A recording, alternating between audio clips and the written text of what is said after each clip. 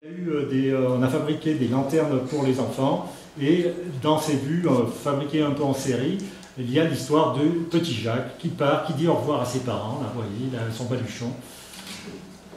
Les adieux de Petit Jacques à ses parents. Et puis il va se perdre dans la montagne, donc surpris par le froid, Petit Jacques s'égare dans les montagnes. Et bien il est secouru par un vieillard qui va le reprendre, enfin le remettre en état pour reprendre sa route. Et puis il va jusqu'à Paris, où il se met ramoneur. Donc il va faire le métier de ramoneur.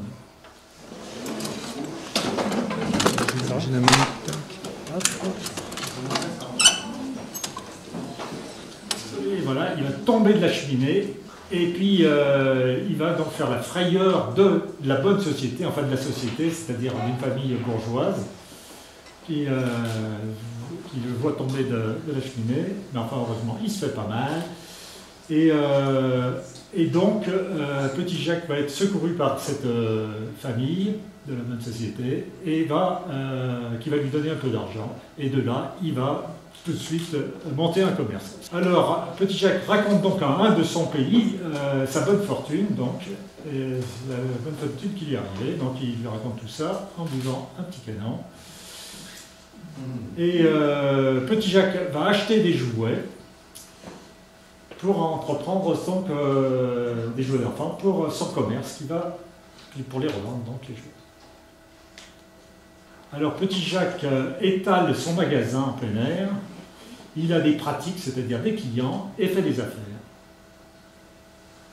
Et puis bien sûr, Petit Jacques, dans la prospérité, revient chez ses parents et leur apporte ses économies.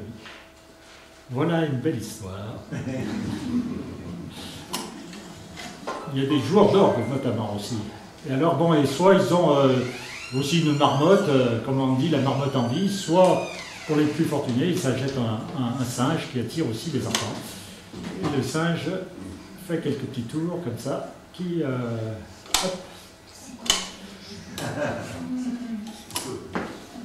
Justement, le joueur d'orgue de Barbarie, comme ça, avec son singe, il peut recevoir un peu d'argent, et puis il demande à Jaco de remercier le client.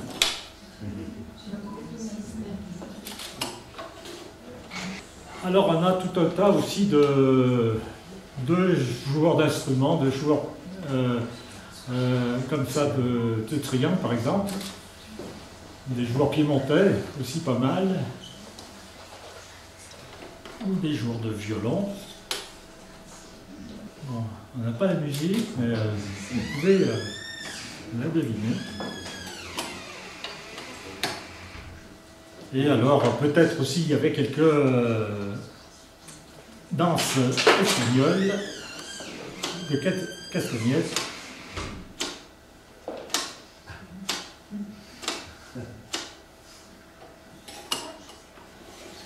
Mais alors, il y avait d'autres métiers. Hein, alors, par exemple, des métiers de chiffonnier, alors qui se battaient pour un bout de chiffon, et qui avaient comme s'il y avait des petits diables verts dans leur hotte qui les poussaient à se battre. Et alors, il y en a un qui dit « Ouh là là, mais qu'est-ce que c'est ceux-là qui se battent et tout ça, mais je vais leur sortir mon sabre, mon épée, ils vont voir. » Ah, et puis... Et alors, bon, il y avait tout un tas d'équilibristes, de jongleurs, tout ça, ou des sauteurs de cordes, mais bon...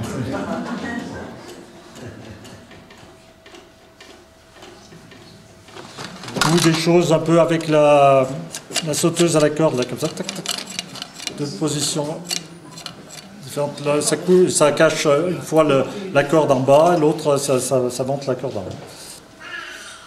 Donc des acrobates aussi. On recommence. Voilà. Pas facile à faire, hein, ça. Qu'est-ce que je veux... Alors, des systèmes à tirettes, comme on a vu, il y en a plusieurs, comme ça aussi pour les acrobates, tac, tac, donc dans deux positions différentes. Et puis des montreurs d'animaux, beaucoup d'animaux sauvages.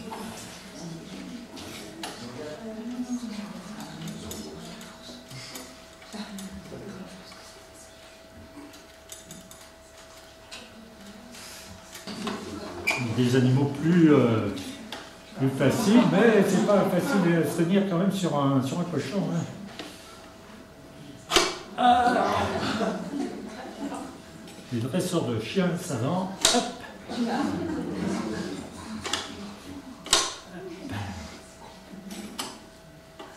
Dans un spectacle que vous n'avez jamais vu, un chien et un chat qui sautent avec leur petit pull. Oui, le chat et le chien qui sautent, donc avec des systèmes des fois un peu plus compliqués, mais enfin c'est toujours c'est très mécanique. Hein. Et pour dresser les chiens, c'est des fois pas facile. Il faut savoir s'y prendre. Ah non, pardon. Lui, il s'y prend très mal. Et d'autres essayent plus subtil quand même.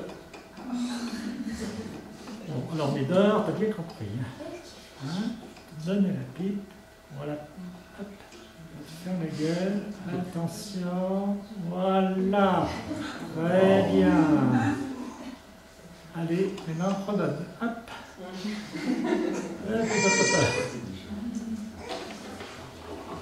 Bon, il n'y avait pas que des animaux sauvages aussi. Voilà, ça devait être un temps de sécheresse, elle est passée carrément dans la rivière. Elle est soif.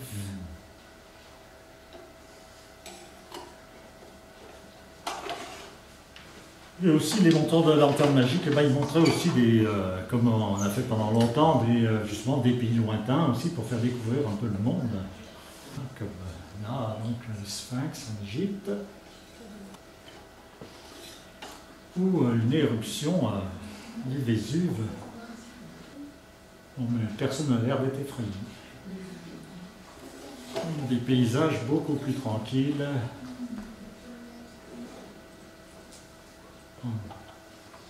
On montre des étendues glacées aussi. Voilà, comme un lac pendant l'hiver.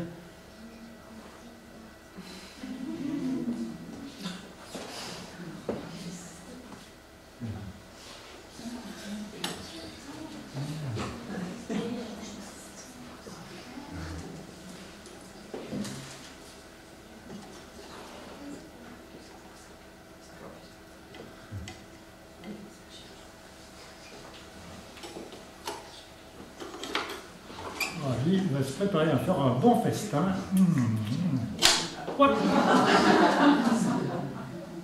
Le lapin n'était pas mal. Ah, il va manger un bon gâteau. Mais le cliché de gourmandise, voilà. Et d'autres sont en train de prier devant la divine bouteille.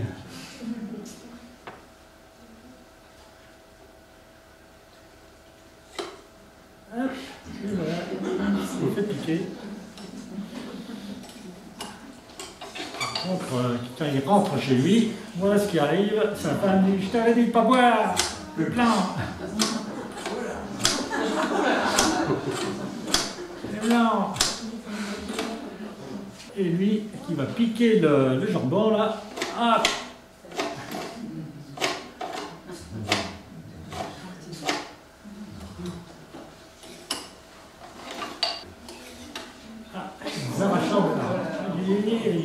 Ça fait mal. Oui, là ça coince un peu, vous voyez, le système, il y a un problème. Voilà. Donc vous avez vu mieux comment ça marchait. Mais bon, arrivé là, au milieu du 19e, beaucoup aussi pensent à partir d'Europe pour aller dans les Amériques, notamment. Oui, messieurs, ne faites pas avoir le mal de mer.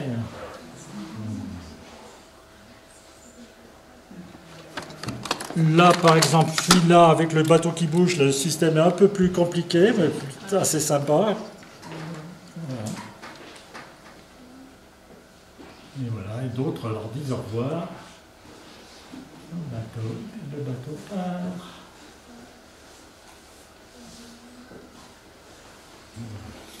Et d'autres vont faire le tour du monde.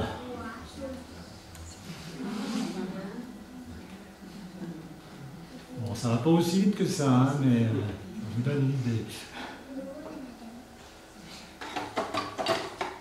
Mais il y a des dangers en mer. Il y a des phares pour protéger un peu, pour dire où sont les récifs. Puis il y a les marins qui rentrent avec leur...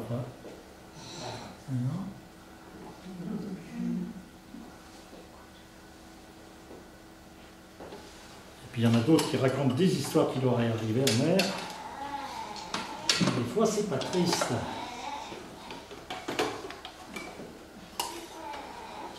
Comme ceux-là, ils racontent.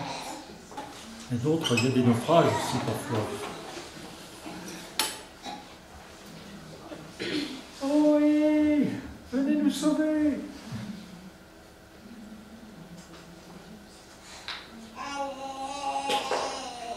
Le radeau de la Méduse. Mais dans les villes aussi, il y a des dangers. Ceux qui sont restés dans les villes.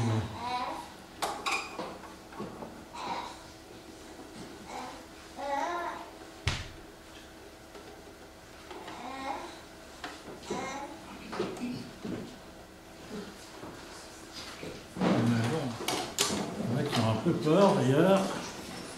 Oh, je sens comme une présence.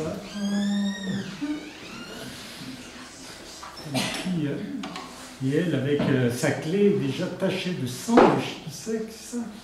Et puis ce gars avec une barbe bleue, vous rappelle peut-être quelqu'un. Oh, mais moi j'ai peur. Qu'est-ce qui se passe? Oh là là là là là là là là. Oh là là là là. Oh, mais c'est terrible. Terrible.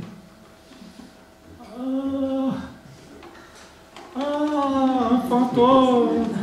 Ah, quelle horreur. Mais dans le boucan d'imbécile, vous voyez pas que c'est l'épouvantail? Oh là là là là. Et puis, quand il y a des enfants qui sont passage, il y a le croque-mitaine qui est là et qui emporte des enfants. Mais moi, mon petit système, il y a un petit problème. Pardon. Les enfants. Et le croque-mitaine.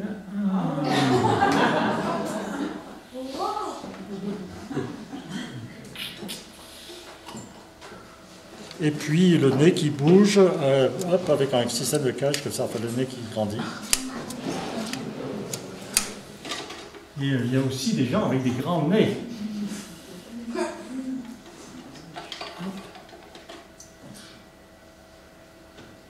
Oh là là là là. Et celle-là aussi, elle a un grand nez. Et lui aussi.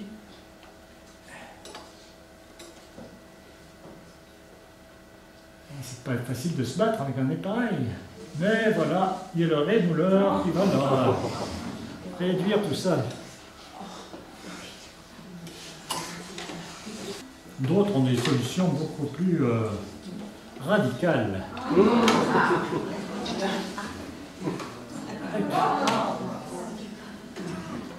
Mais il y a aussi un peu de poésie quand même dans la vie.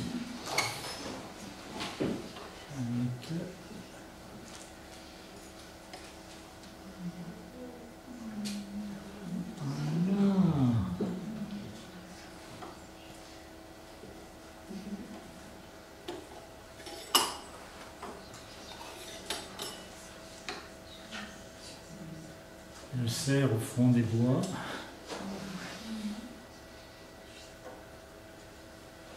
Brame. Et justement, des fois, les pauvres migrants comme ça, eh ben, ils sont obligés de coucher à la belle étoile. Il y a le mulet, l'âne qui leur a servi de transporter le matériel. Et ils font un petit feu de camp. Et puis, ils vont dormir comme ça. Voilà. Là, par exemple, c'était une vue où certainement qu'il y avait la même exactement, mais en été. Et avec des lanternes doubles, on pouvait faire justement ce qu'on a des fondus enchaînés pour passer de l'hiver à l'été. Mais là, je n'ai pas la vue de l'été. Et dans ces belles maisons, il y a des gens qui dorment.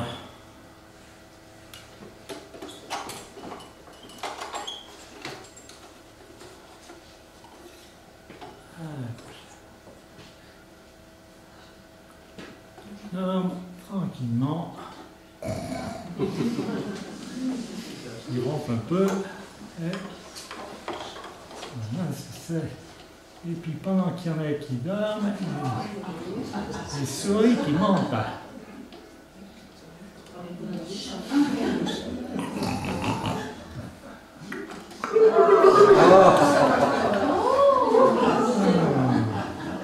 Ils rêvent de faire manger par exemple une bonne tête de veau.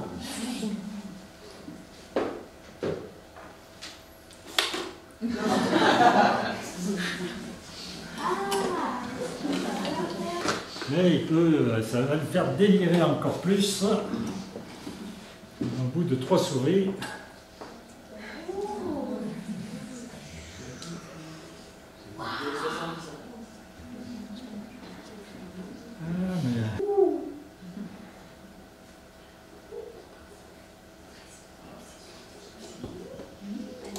Alors bien sûr, le mieux c'est de les enchaîner, c'est ce qu'on appelle des chromatropes.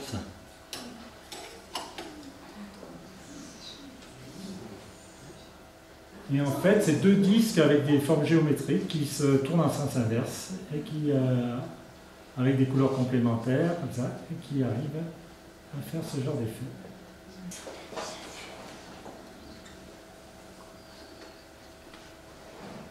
C'était l'équivalent du bouquet final pour le feu d'artifice. Juste comme ça, mais là, vous voyez un peu des systèmes très simples, enfin des dessins simples, il faut quand même les dessiner, mais voilà, et donc chacun tourne dans le sens inverse, et donc ce qui fait ce côté un peu hallucinant. Et puis un jour, est arrivé un train en gare de La Ciotat, et tout s'est arrêté avec les lanternes magiques, parce que c'était le début du cinématographe. Et donc on a laissé tomber les lanternes magiques pour le cinématographe. Et on a oublié après complètement que bien avant le cinématographe, il y avait des projections lumineuses avec des lanternes magiques.